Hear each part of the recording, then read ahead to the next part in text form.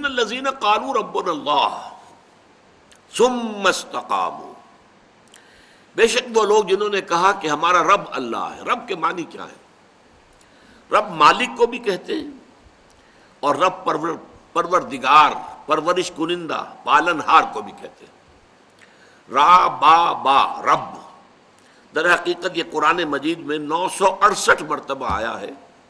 مختلف ضمائر کی طرف جو ہے یہ مضاف ہو کر ربی، ربکم، ربنا، ربہو، ربہن، ربہم ضمائر ہے، لیکن رب کا لفظ جو ہے 968 مرتبہ، اور 4 مرتبہ اس کی جمع آئی ہے ارباب، اربابا من دون اللہ، اور اس کے معنی ہر جگہ کیا ہے؟ پروردگار، پالنہار، پرورش کنندہ۔ دیکھیے انسان کو سب سے زیادہ جس چیز کی فکر ہوتی ہے وہ اپنی ضروریات زندگی ہے، باقی ساری چیزیں اس کے بعد آئیں گی۔ سب سے پہلے یہ ہے کہ اپنے وجود کا پریزرویشن آف دی سیلف، اپنی ہستی اور وجود کو برقرار رکھنا، اس کے لیے اپنی ضروریات، کھانے پینے کی ضروریات ہیں، اور یہ کہ اپنے سر پر کوئی چھت ہونی چاہیے، اور تقاضے ہیں زندگی کے، حیات کے، یہ تمام تقاضے پورا ہونا یہ بیسک شے ہے، بنیادی شے ہے ہر انسان۔ باقی منزلیں اس سے اوپر آئیں گی، یہ کہ بیسک ضروریات پوری ہو جائیں تو پھر آدمی کے اندر خواہش ہوتی ہے کچھ آسائشیں مزید حاصل ہو جائیں، آسائشیں حاصل ہو جاتی ہیں تو پھر خواہش ہوتی ہے تعیشات آ جائیں، یہ تو پھر یہ کہ حوث جو ہے انسان کی وہ جو ہے کہیں رکنے نہیں دیتی آدمی کو، اس کے اندر وہ حرص قانی نیست بے دل ورنہ درکار حیات، آنچ ماں درکار داریم اکثرش درکار نیست۔ بڑا پیارا شعر کہا ہے بے دل نے، عبد القادر بے دل، مرزا عبد القادر بے دل، جن کے بارے میں مرزا غالب کہتے ہیں طرز بے دل میں ریختہ لکھنا اسد اللہ خاں قیامت ہے۔ اب آپ اندازہ کیجئے کہ جس شاعر کو مرزا غالب کہہ رہے ہیں وہ قیامت ہے، تو اس سے آپ کو اندازہ ہوگا وہ کتنا بڑا شاعر ہے۔ لیکن کس قدر پیارا شعر کہا ہے کہ جو حضرت اورنگزیب عالمگیر رحمۃ اللہ علیہ کو بہت پسند تھا، بہت پڑھتے رہتے تھے۔ حرص قانی نیست بے دل، اے بے دل یہ انسان کی حرص ہے، لالچ ہے، ہوس ہے جو قانے نہیں ہوتی، ورنہ درکار حیات، ورنہ زندگی گزارنے کے لیے آنچ ماں درکار داریم، ہم نے جن جن چیزوں کو لازمی سمجھ لیا ہے اکثرش درکار نیست، اس کی اکثریت جو ہے وہ واقعتاً ضروری نہیں ہے، اس کے بغیر بھی زندگی گزر جاتی ہے۔ زندگی یوں بھی گزر ہی جاتی، کیوں تیرا رہا گزر یاد آیا، ہم نے جن چیزوں کو لازم سمجھ لیا وہ سب لازم نہیں ہے، وہ اضافی چیزیں ہیں بہت سی، اس میں آپ نے آسائشیں، تعیشات، نہ معلوم کن کن چیزوں کا اضافہ کیا ہے۔ بہرحال انسان کا سب سے پہلا مسئلہ، بنیادی مسئلہ اس کی ضروریات کی کفالت ہے۔ اب یہ کہاں سے ہو رہی ہے؟ جہاں سے بھی اس کو گمان ہے کہ میری ربوبیت ہو رہی ہے، میری ضروریات پوری ہو رہی ہیں، ظاہر بات ہے کہ پھر اس کے لیے اس کے دل کے اندر ایک نرم گوشہ پیدا ہوگا۔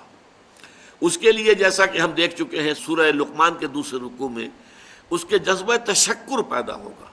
یہی جذبہ تشکر پھر جذبہ عبادت کی شکل اختیار کرتا ہے، عبودیت کی شکل اختیار کرتا ہے۔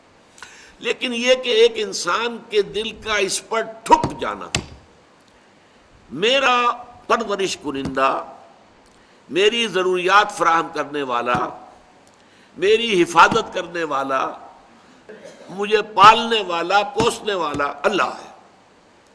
سارے وسائل اور ذرائع، کھانا بھی ہے، گندم بھی چاہیے، چاول بھی چاہیے، یہ بھی چاہیے، وہ بھی چاہیے، کپڑا بھی چاہیے پہننے، سب کچھ ٹھیک ہے، یہ چاہیے، لیکن ان سب کا فراہم کرنے والا اللہ ہے۔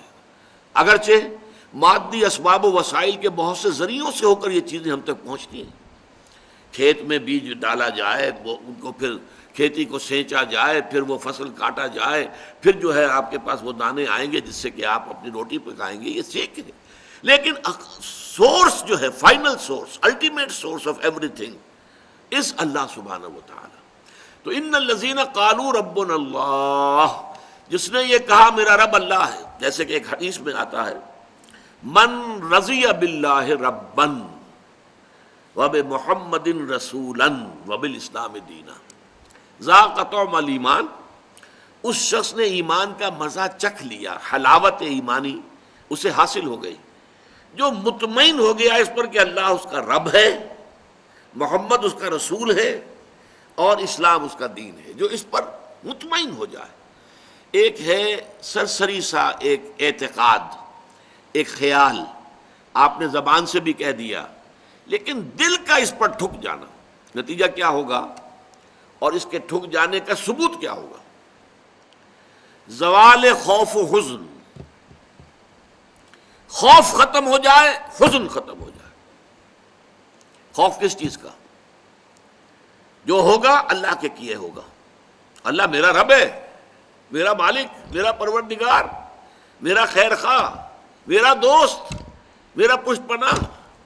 اللہ ولی الذین آمنوا، اللہ ولی ہے اہل ایمان کا، ساتھی ہے، مددگار ہے، پشت پناہ ہے۔ آپ سوچئے ہمارے دیہاتی علاقے میں کسی شخص کے بارے میں معلوم ہو کسی کو کہ اسے بڑے زمیندار چودھری کی پروٹیکشن حاصل ہے، بڑے وڈیرے کا، یہ جو ہے بہت ہی منہ چڑھا ہوا آدمی ہے، وڈیرا جو ہے وہ اس پر بڑا مہربان ہے۔ اب اسے خوف ہوگا، اس کا ڈھور ڈنگر کوئی چوری کرنے کی جرت کرے گا، اسے کوئی نقصان پہنچائے گا، وہ پاؤں پھیلا کر سوئے گا، اسے خوف نہیں ہے، اس لیے کہ بہت بڑا وڈیرا، بہت بڑا جاگیردار، بہت بڑا زمیندار، علاقے کا چودھری جو ہے وہ میرا دوست ہے، میرا پشت پناہ ہے۔ اس پوری کائنات کا چودھری، پوری کائنات کا وڈیرا، پوری کائنات کا مالک، اگر آپ کو یہ اطمینان ہو کہ وہ آپ کا ولی ہے، یہ اطمینان کب ہوگا؟